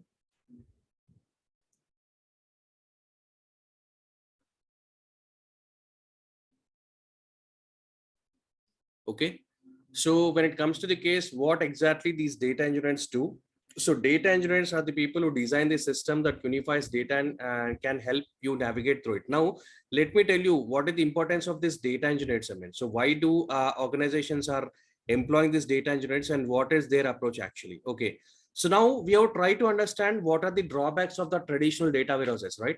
And what is even the drawback of why we employ data lake kind of architectures, and what is again is the disadvantage of the data lake house kind of thing, and why we are maintaining the modern like for example kind of data lake house kind of architectures in the data engineering architectures here. Okay, so we have understood those kind of things here. Now let me tell you, so one kind of model is, I mean, we have understood that our normal or our traditional ETL approach won't work out here. Okay, so we have to follow this kind of approach here, ELT kind of approach. That is one kind of thing. Now, again, when it comes to the case, like say, for example, so as I tell you, say, for example, try to understand that, I mean, consider a retail brand, okay, so which collects some kind of data. Okay. Now, when it comes to the case of data, right? So people will be accessing a particular product or some kind of web application. Okay. So using different kinds of devices, right? So for which again, like say, for example, the data generation will be different right here. Okay. So that means again, I have to maintain the data in different formats here. Now, if I can have a single or a unified platform where I can integrate all such kind of data, and I can, if at all, I can come out with any kind of insights from that data, right? So would it be, I mean, a good kind of model? I mean, I can say yes, right? Okay. So that is also one kind of approach actually. Why organizations are employing data engineers? I mean, okay. Now these data engineers would be working on different kinds of activities here. I mean, if you look at the activities, right? So they will be responsible in order to perform all the different kinds of activities like data acquisition, meaning collection and ingesting the data. Okay. So data cleansing, unlike in your traditional data warehousing platforms where we used to perform some different kinds of, I mean, transformation rules on the data. Here also we perform those kind of things here. Again, conversion, data conversion, disambiguation, like say, for example, interpreting the data or analyzing the data in multiple formats or ways here. So deduplication, like say, for example, removing duplicate copies of data. Or likewise, I mean, if you look at, right, okay, so there are a number of applications. Even these data engineers might be helpful, helping the data scientists in order to perform their task also. See, let me tell you, now you might be, I mean, I don't know how many of you have learned the concepts of machine learning or data science kind of statistical inferences or whatever it is, okay? So like, say, for example, let me tell you the case of machine learning models here. Now, say, for example, if at all I want to come up with any kind of prediction models or any kind of clustering models, right? Even before that one, okay, I need to clean my data here. Okay, I need to clean my data. I need to come up with pre-processing kind of models here. Unless, like, say, for example, I can't have a good accuracy in my models here. Okay, if I don't clean my data, if I don't perform any kind of data pre-processing kind of activities, right, I do not get any kind of accuracy here, good accuracy here. And that is the main thing also. So even before I apply any kind of algorithms on my data, right? Okay, so I need to perform all those kind of activities here. Now, if the data is from different kinds of varied systems, right? Again, your data data scientist or machine learning engineer might not work on such kind of activities here. Okay, so for which again, the organizations are relying on this data engineers. Okay, so that means you will be responsible, okay, so in order to I mean, extract the data, manage all such kind of data, and like say, for example, you will be responsible in order to, like say, for example, provided that data for different other kind of data activities like data scientists, business analysts, or like say, for example, other kind of people. So in other terms, I mean, I can say that data engineers are the frontline engineers who work in a variety of ways to build systems that collect, manage, and convert raw data into usable information for data scientists and business analysts to interpret the data. Okay. Now, like say, for example, if I'm having varied, say, for example, if I'm having only the same kind of data with me, like say, for example, if I'm having some kind of RDBMS kind of data with me, I can work on using some kind of, I mean, say I can implement some kind of algorithm on the data. I can come up with some kind of insights from the data. But again, if I'm having different kinds of data formats here, okay, different kinds of data, different types of data, again, I can't work on such kind of things. Again, I require the help of data engineers in order to solve that kind of data complexities. Okay. So data engineers, I mean, their ultimate goal is to make data accessible so that organizations can use it to evaluate and optimize their performance here. Okay. Now today, I mean, you can see there are a lot of data scientists across the globe. Okay, even different, I mean, like say for example, universities or whatever, I mean, they are offering different kinds of, I mean, like say for example, certifications, or you might think, I mean, degrees or whatever it is, okay, in data science kind of applications. But again, who is to work on the data here? Who is responsible for managing all this kind of data here? Who will be playing with all this kind of data here? Again, the data engineers, I mean, okay. So that is why there is a huge depth of lack of resources in this kind of areas here. Okay. Now let me tell you again the other kind of thing, right? Okay. After this recession ends, right? Now again the hiring, whenever the hiring starts, right? Okay, you can see the hiring will be much more onto data engineering kind of field here. Okay, than data scientists. We are having huge number of data scientists, but we are not having enough data engineers here. Okay, so you can see there'll be a lot of openings for in this kind of field here, data engineering kind of field, than data scientists. Okay, so in addition to making data accessible, data engineers create raw data analysis to provide predictive models and show trends for the short and long term. Okay, so without data engineers, it would be impossible to make sense of the huge amounts of data that are available to businesses. Now, who is responsible in order to play with the huge amounts of data? Who is responsible in order to convert these huge amounts of data into some meaningful kind of data? Or who is going to store and manage all these kind of resources here? The data engineers only. Okay, so you can think data engineering or data engineering acts as some kind of bridge between, okay, so all the different kinds of data complexities here and the different data analysts and the data scientists. Okay, so he will be responsible in order to give this data in its meaningful format to this data analyst or the data scientist. Then this data analyst and data scientist will apply different kinds of I mean models on the data. The data analysts, I mean, they will be again implementing some kind of Power BI, Tableau, and other kind of tools. I mean, they'll be coming up with some kind of, I mean, reports and dashboards. Again, this data scientist, they'll be employing some kind of algorithms on the data in order to come up with machine, I mean, different kinds of predictive models or clustering kind of models. Okay, and some other kind of advanced analytics kind of approaches here. But who is going to give all this kind of data? Who is going to solve this data complexities here? Okay, because I'm having data in this kind of format here. See, previously it was not the case, right? I used to get the data only in some kind of RDBMS format or only in some kind of file formats. So that was very easier for me to handle such kind of data. But if I'm having such requirement, right? Okay, if I'm having this requirement, so I can't play with that kind of data. Again, who is going to, like for example, play with that kind of data? Data engineers. So that is why today, wherever you see the data engineering, okay, trend is like anything. So rising like anything. Okay, it's because of this one.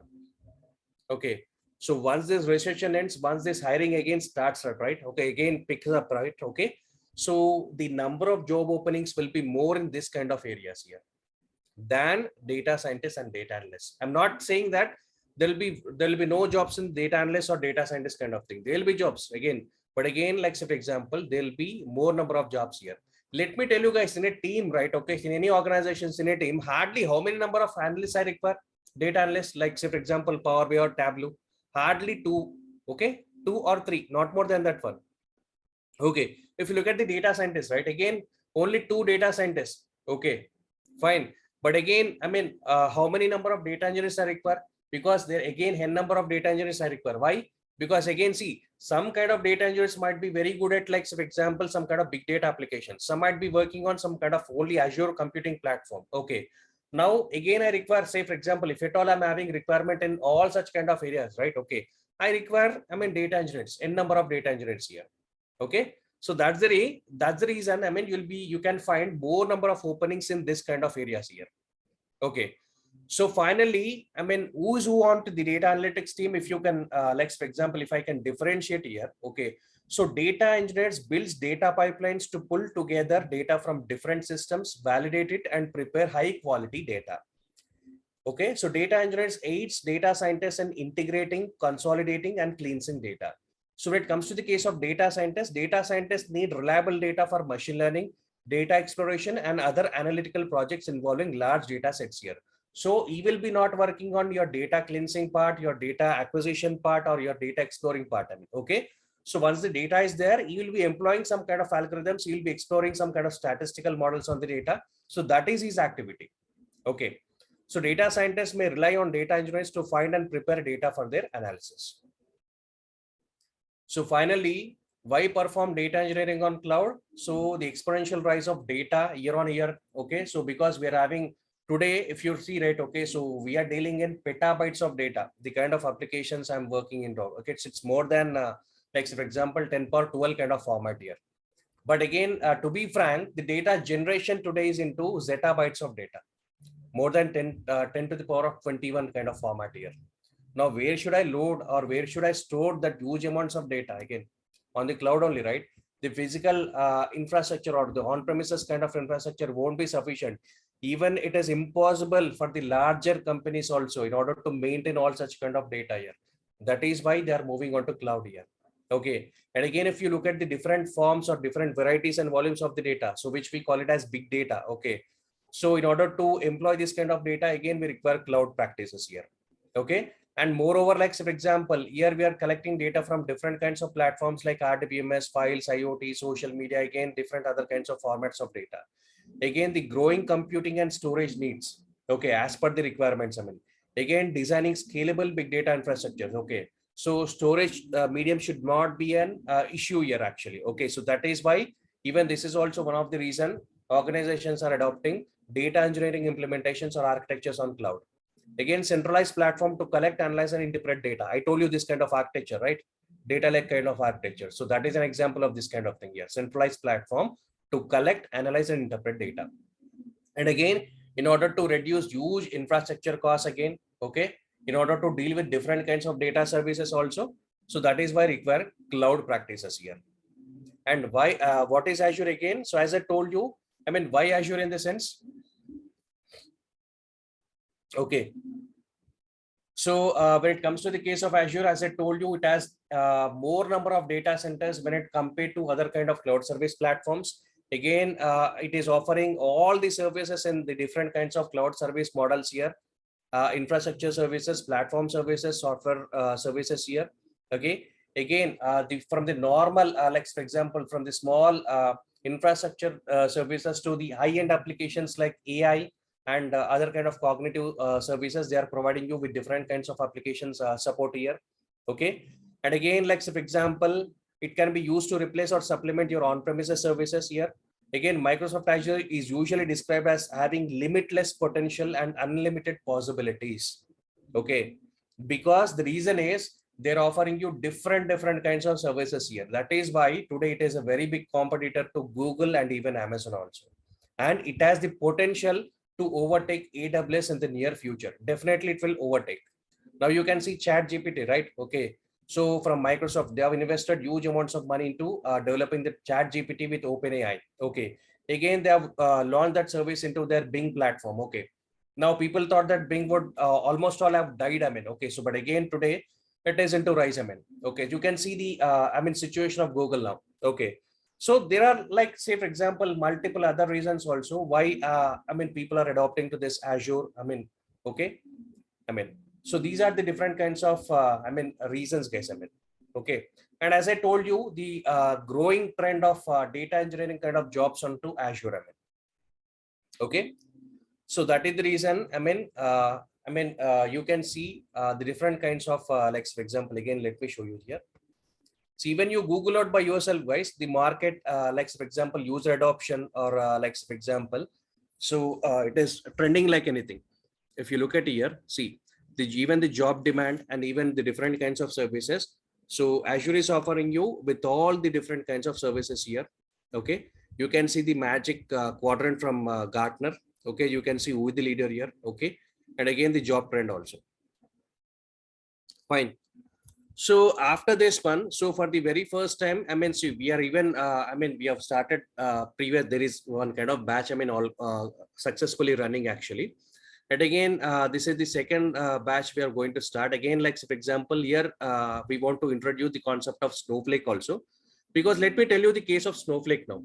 The Snowflake, when it comes to the case of Snowflake, right? Okay, so it is again an added advantage or some kind of added feather in your cap. Okay, so if you know Snowflake here, because Snowflake is only the cloud data warehouse kind of solution here. Okay, it is not any kind of infrastructure solution or some kind of software solution here. Okay, So especially in order to develop your modern cloud data warehousing kind of applications, right? Okay.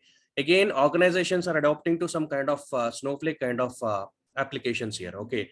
Snowflake is some kind of cloud data warehouse which can be mounted on the three different kinds of cloud models here: Azure, AWS, and GCP also. Okay. So let me tell you some few things about Snowflake. It doesn't has any kind of on-premises kind of features, guys. It is fully cloud managed kind of data solution here. Okay. And again, it is especially it is designed for integration with Azure, AWS, and GCP kind of platforms. And it offers some kind of data warehouse as a service kind of thing. Okay. Data warehouse as a service kind of thing. Okay. So that is why if you have Azure data engineering kind of like, for example, skill set along with this Snowflake kind of skill set, right? It would be a very winning kind of feature, guys. Okay. So organizations will be readily interested to hire you like anything, actually. Again, let me tell you, all the services we won't be, learning here in Snowflake. Like, say, for example, let me tell you. So I'll be teaching you like the concept of Snowflake, what is the architecture of Snowflake, and what is the concept of Snowpipe. Okay. And how we, especially if I tell you, Snowflake is especially suitable for bulk data loads here, bulk data loads, and for faster data loads here. Okay. In those kind of applications, your Snowflake will be very helpful, actually. Okay. When you compare it with other kind of cloud service models, right? Snowflake is only just a cloud data warehouse, but Azure and AWS is something even bigger than this one. But again, Snowflake will be implemented on top of your Azure, just like your Databricks is implemented on top of Azure, right? Okay, that is why we call it as Azure Databricks. Now, individually, if you take a Databricks and Azure separately, right? Okay, Databricks will be having a limited approaches, okay. But again, if you mount it on top of your Azure cloud platform, right? Okay, again, you can have, unlimited potential there. So likewise, your Snowflake will also be like, for example, if you know these concepts, right? You'll be having a bright, like, for example, huge number of openings here, actually. Okay. So we'll be trying to understand, like, for example, how you'll be loading the data from, how you'll be managing the data in Snowflake, how you can develop, like, for example, here you require some kind of SQL knowledge, guys. Okay. SQL query knowledge, query skills here. Okay. And using the simple concept of the SQL queries, how you can develop the, modern cloud data warehouse here, and how you can even, like, for example, extract, okay, so data from this Snowflake, again, how you can mount it onto, like, for example, move it onto Databricks or Azure Synapse Analytics will be working. Okay. So some real-time examples will be working here. Okay. So coming to the case of Snowflake, even unlike your Azure, AWS and GCP, it has also free trial kind of thing. Again, for 1 month, especially they'll be giving you $400 free credits a year. After that, again, it's a pay as you go kind of model, just like your Azure. So even Azure also, for the first month, they'll be giving you $200 free credits. After that one, it is pay as you go kind of model. Okay. So here also it's the same kind of thing here. Okay. So as a data engineer, if you know this kind of concept also, it will be very beneficial for you. Okay. So that is why in this, batch, in this second batch, we are employing this kind of Snowflake kind of concepts also. Okay. What technologies you are going to tell in so we will be, we'll be learning Azure Data Factory, Azure Data Lakes, okay. Azure Databricks. Learning Azure Databricks again. I'll be telling you a few concepts on Spark, PySpark kind of activities, and again, Cosmos DB, and again Synapse Analytics. After Synapse Analytics, we'll be learning this Snowflake concepts here. Okay. And if possible, I'll be showing you some kind of multi-cloud applications also, multi-cloud applications, like how you can, move the data from Amazon S3 bucket to Azure Data Lake. It's migration. Yes. Sir, I have the knowledge in SQL. I have the experience. Okay. If you have any SQL database knowledge, then no need for the Cosmos DB, right, sir? See, it's not that, it's not no need for Cosmos DB. It's not the case, actually. So let me tell you, see, if you're having good query skills, SQL knowledge, right? So much of the activities can also be performed. Now, let me tell you, if you, like, for example, on the Databricks platform, right? You can work on, like, for example, using Spark. You can work on analyzing the data using Python. You can even work on Spark SQL also, if you're good at SQL. Okay. Or even you can analyze the things using some kind of visualization also. Okay. Yes, sir. So Yes, it's sir. not that, see, if you're having those kind of skills, I mean, so it will be very easier for you. Okay. So prerequisites are, let me tell you guys, if you are enough with SQL, right, that is enough, guys. Okay. Any practice, SQL, that is enough. any credentials you are you going to give for Azure portal? See, to Azure practice? portal, see, first of all, I'll tell you how you can create your Azure, free account. Okay. So after that one, after 30 days, so it is pay as you go kind of model only. Okay. You need to purchase those kind of things here. And let me tell you, hardly it will be 3 to 5,000 per month. Because see, when you want to deploy your applications onto Databricks and Synapse Analytics, right? Those kind of things he will be charging you. Okay. So even if you go to AWS also, if you're working on Databricks kind of part, so they'll be charging you. Sir, in this entire course, you need to cover and one real-time project also, right, sir? In this, Yes, yes, of course. We'll be working on real-time implementations. With this knowledge, how many years we can put it in resume? See, let me tell you guys, you can scale easily up to 5 years of experience. With this kind of course, whatever will be learning and whatever I'll be teaching you. Okay. So why not 5+? Let me tell you, if you put more than 5+, so the kind of things they'll be asking you will be much more. Like, for example, they might be also asking you some other kind of big data applications also. Okay. So those kind of things also they might be focusing on. But let me tell you, if you can master whatever we'll be discussing, right, that will be enough for you to crack any kind of job. Almost all of the jobs you can see. I'm not telling you 10 out of 10 jobs, but at least you can crack 7 jobs out of 10 jobs if you learn these concepts as per the current market. Demand actually. Yeah, we currently working in data engineering role only. Okay. To upgrade Data myself. engineering role, if you add this Snowflake to your data engineering roles, it would be an added advantage. Yes. But as a fresher, I joined data engineering. See, fresher, there are some few companies which are hiring data engineers also. Okay. So, but again, if you are having experience, it would be very beneficial for you. See, even 2+ is also, there are a few companies like IBM, Infosys, and some other companies they're hiring even for 2+. Present Post duration, it is 2 months, guys. Fee, you can contact the admin, so they will be telling you. Timing. So, timing. most probably it will be 8:30 a.m. in the morning. Okay, morning. Okay. Yeah. Yeah, I have present 1 year experience, but I did previously testing, this ETL testing, Power BI testing and ETL testing I I know have that. done. After 1 year, I did ETL testing 1 year ETL testing on Power BI. By present, I came to development now. Present, I'm working on ADF. The lift and shift will be there now. The data migrations. That's why I'm interested to learn this data engineering role. Okay. So how this will be helpful to you? Let me tell you. See, you are already working on ETL testing platform, right? Yes. Now, by learning this data engineering, Azure Data Engineering, right? Again, if at all you want to move on to ETL testing, right? You can move on to cloud ETL tester or cloud tester. Okay. Yeah. Again, you will be responsible in order to test the concepts on Azure Databricks or Data Factory kind of concepts. Just like you write some kind of test cases, right? Yes. Okay. In this similar way, you will be given, like, for example, in order to interpret the data and in order to test the applications on Azure Data Factory and different other kind of data services here. Okay. Even there are organizations who are, hiring ETL testers with Azure knowledge. Yeah, present everywhere you see, it is cloud, right? Yes. Okay. So even you can go into that way, or else, like, say, for example, if at all you're, if at all you are specialized into any kind of, like, say, for example, if at all you want to go into development kind of thing, you can go in as a data engineer. Okay. So SQL is very simple to learn.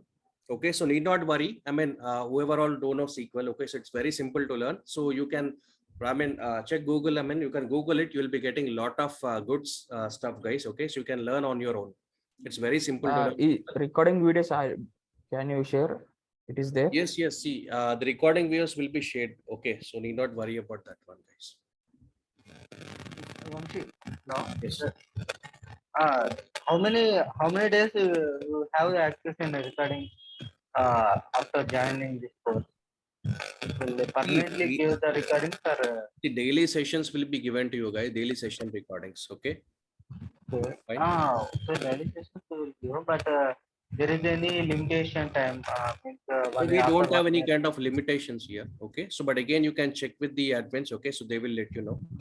Sure, sure. Thank you.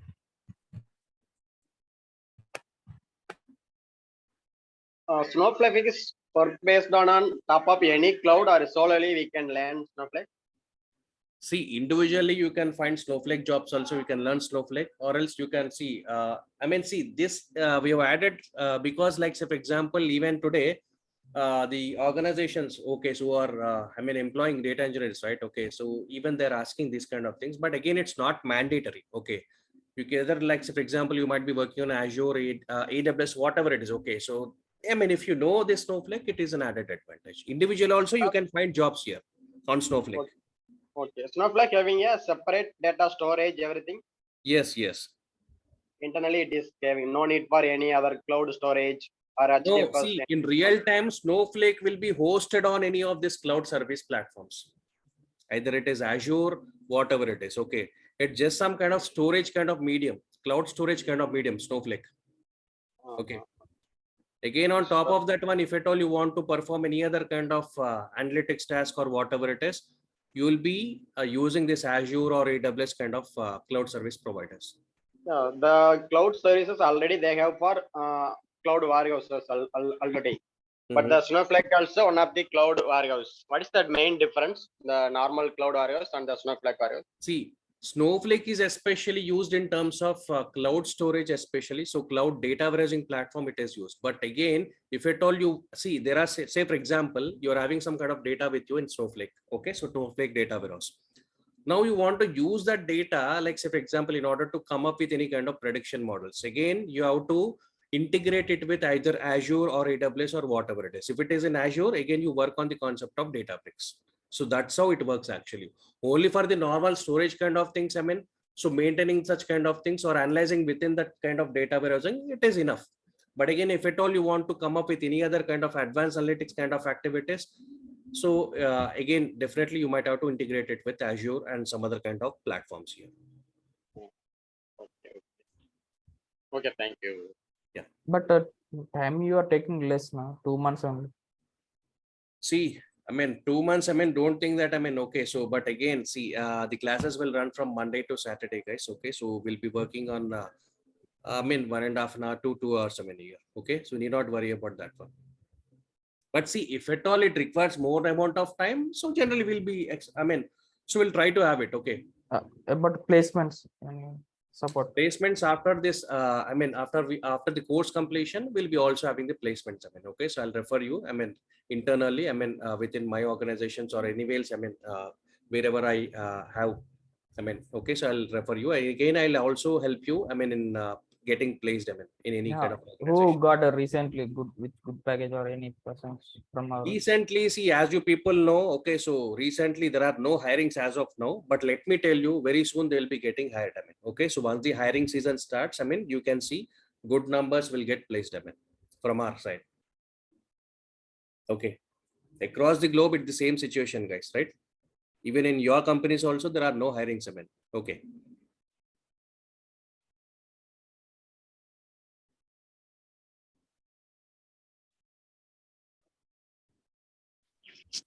Vamsi, this Yes. side Anmol from Pune. I have two questions. See, I have done Azure Fundamentals, Azure Administration, and the Azure Architect certification. So these are purely from the architect and the infrastructure point You're of view, right? speaking about solution architect? Yes, solution architect. Okay, fine.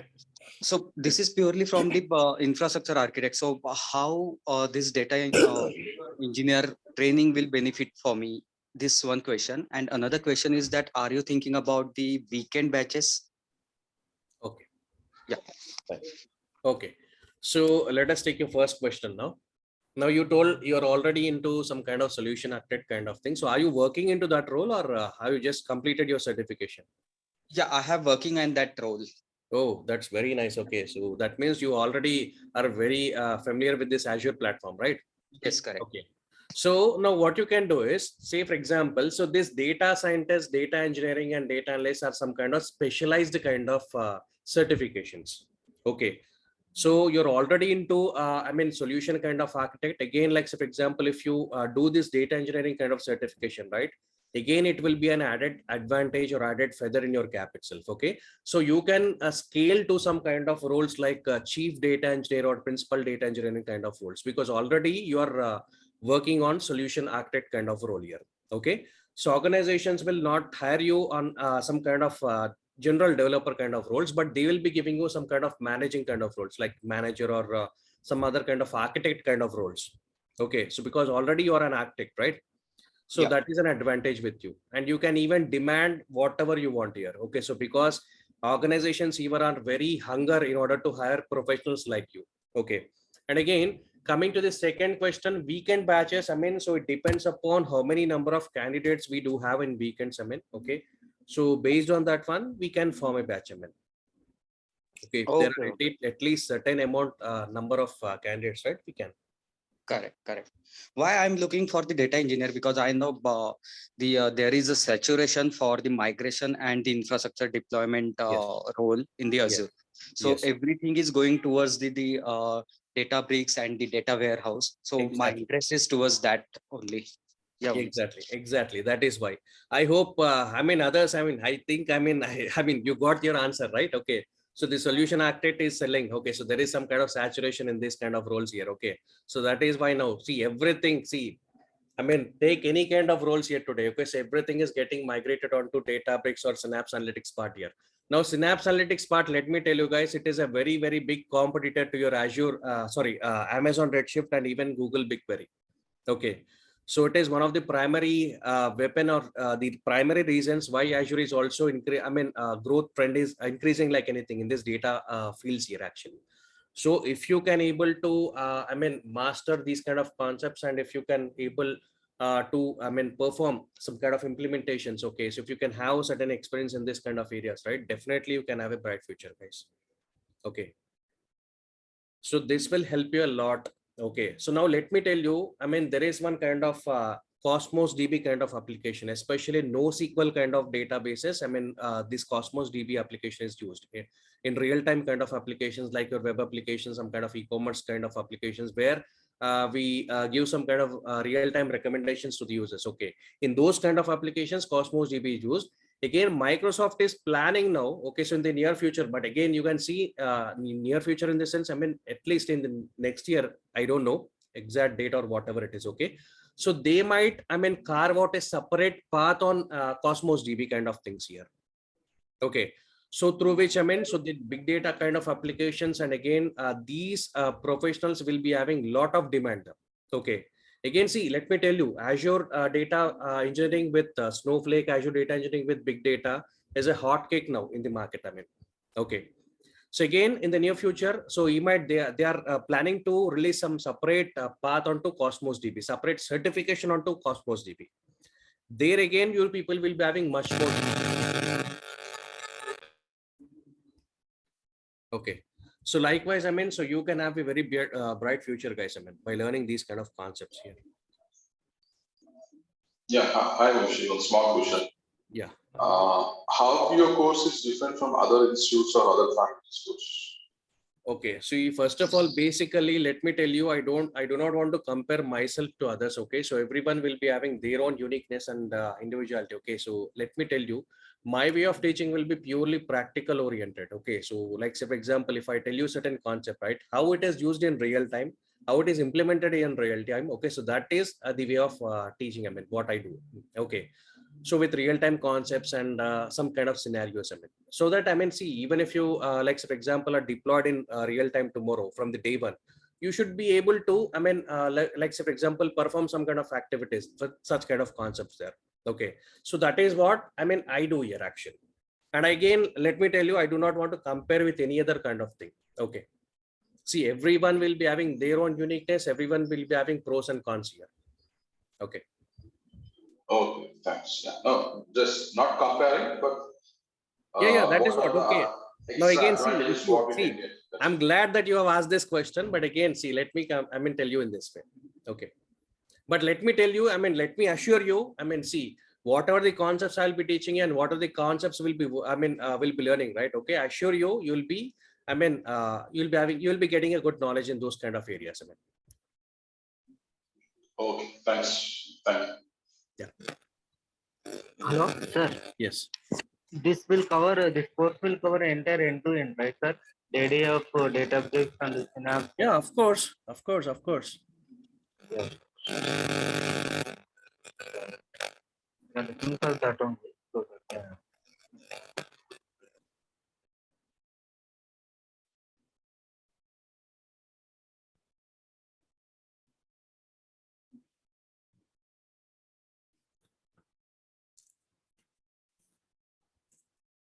Fine. Any other questions, guys?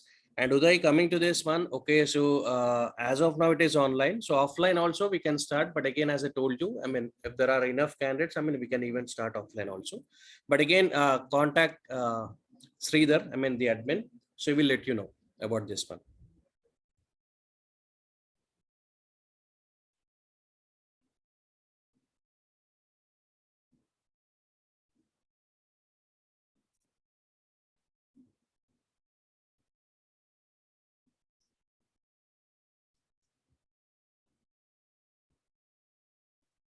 Okay, so anything else, guys? Any other questions?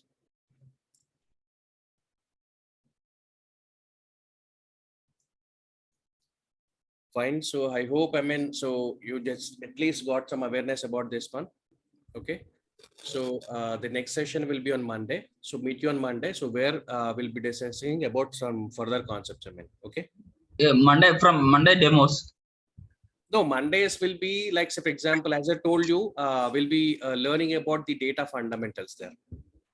Okay. Okay. Azure Data Fundamentals. So which will be like, say, for example, it is suitable for the data engineers, data scientists, anyone else, Power BI candidates also. It is free on free. Yes, yes. So you sir, will is come to there know same link? what. Yes, yes. How many days that? It will be for about 2 days. So after that, we can start off with our AD sessions.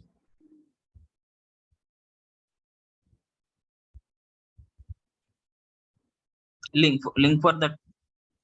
Yeah, link will be shared to you. Need not worry. So the admin will share you the link. Okay. Yeah, thank you, So sir. regarding the timings, I mean, so it is 8:30 a.m. guys, and regarding the course fee and everything, other details, if at all you want, you're having any questions, you can contact the admin. So we will let you know about all those kind of things, guys. Okay. So from Monday, the batch starts. Okay. So don't think that it is not AD. So it's, as I told you, you need to know the data basics there. What kind of data stuff will be there. So you will be learning. So we'll be having a quick glance on those kind of services. Then we'll be starting off with our AD sessions. Okay. So after the end of this AD, so we'll be covering Snowflake part also, not the entire Snowflake, but whatever is required for like, for example, some kind of important real-time scenarios, we'll be covering only that one. But again, if at all you're interested in learning Snowflake completely, we do have separate batches for that as well. Okay. So just contact the admin. So we will let you know. Fine. So after the course completion, I mean, so the again, the other things we'll be discussing about the interview stuff. I mean, so the real-time projects, what you can do, the real-time implementations, I'll show you.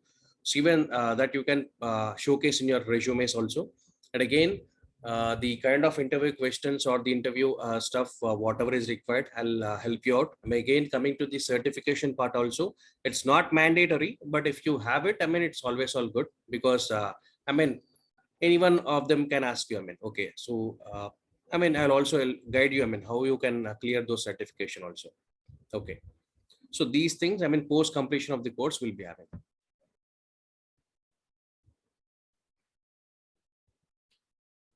So in order to learn Snowflake, are these the basics to be known? Firstly, in order to learn Snowflake, if you're having SQL knowledge, that is enough actually. Of course, some kind of data warehousing basics is also needed, but it's not mandatory. But I'll let you know, I mean, okay, so need not worry about that one. Snowflake, I mean, each and everything step by step we'll follow.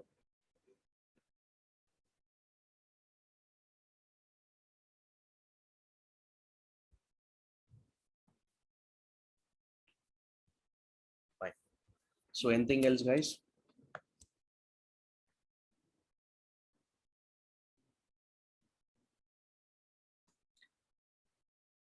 Okay, then see you guys. Thank you. Thank you everyone, guys. Okay, so we'll meet on the next session. Thank you.